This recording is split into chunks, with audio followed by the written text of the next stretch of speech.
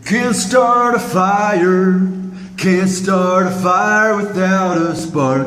This gun's for hire, even if we're just dancing in the dark. Hi, I'm Nick Shell, the internet receding hairline guy. I think it's time to revisit this topic because it's been a while, and I think, as you being part of my demographic, I think you need to hear this. Now, speaking of my demographics, let's remind ourselves that I'm different than most of the people watching this video. One way is I'm probably older than most of you. I'm 35 years old. And another way is I'm married and have kids. So I have a feeling that most of you are in your teens or your 20s and you're not married, and so something you're thinking about is, well, will girls like me even if I am losing my hair? What if I'm 20 years old and I can clearly see my hairline's receding? That's not cool, because you know, I'm already losing my hair and I'm less attractive because of that. Well, I want to address that again and just remind you of what actually matters and how this actually works.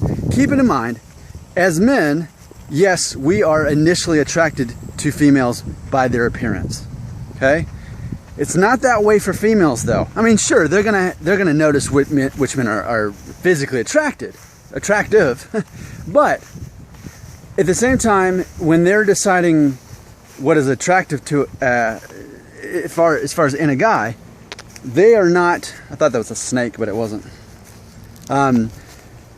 They're looking at other things. So keep this in mind. You may think, well, whether or not women are attracted to guys with shaved heads or hair, there's different reports that come out either way. That's not the point. The point is what makes a woman ultimately attracted to a man in order that she would want to date or marry him. Okay, that's what the actual issue is. And I think it's easy when you're single to think, oh no, I'm going bald, she's not gonna like a guy with me. If I had hair, then she would. I better put some stuff on my hair, put some oils and chemicals and drugs and surgery and tattoos. I better make sure this is taken care of. Well, if you're doing that, you're missing out on the. Meanwhile, the guy who may not have hair is getting the girl. Why? Because he knows what she's actually attracted to. And I looked at the comments yesterday, and I love the word someone used, ambition. She's looking for a man who has ambition, okay? How could I ultimately summarize it? Well, what do you plan to do with your life? How are you going to provide for her financially? Education matters. So if you're in high school, go to college, right? If you're in college, figure out what you're going to do and then do something with it. Make sure you have a steady job. Make sure you have a job that continues to expand. That stuff matters. I know that there's these cliches that money isn't everything and money doesn't matter, but you're the guy, so it does. She's got to be convinced that she's got a future with you. That's attractive. Also, other things are attractive that fall under that umbrella of ambition would be confidence in yourself, the ability to entertain her, to intrigue her. Because when I met my wife, this is a perfect example. I met my wife nearly 10 years ago, crowded room. It was a taping of a CMT show, right? We met at a taping of that. Huge building, hundreds if not thousands of people in this building. I spotted her from across the building. I walked up to her. Now, did I win her over with my looks? I'm not saying I'm a bad looking. I'm average, I think. I'm an average looking guy. But that's not how I won her over. I won her over by being interesting. I don't even know really what I talked about, but whatever it was, I seemed interesting to her. I was engaging to her. And therefore, by me asking her questions about herself, that's what ultimately won her over. I was funny. I was interesting. Yes, I was a bit quirky, but that's fine because that was interesting to her. I seemed like a man of ambition. I guarantee you she wasn't looking at my hair, and I didn't really have much more hair than I did now 10 years ago. Honestly, I didn't.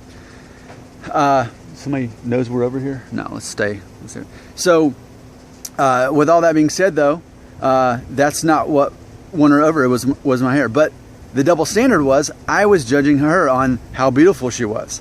So, what I don't want you to do is think, okay, well, I am attracted to this girl because she's beautiful. Therefore, she'll only be attracted to me, really, in her heart, if I'm a good-looking guy. That's the wrong way of thinking.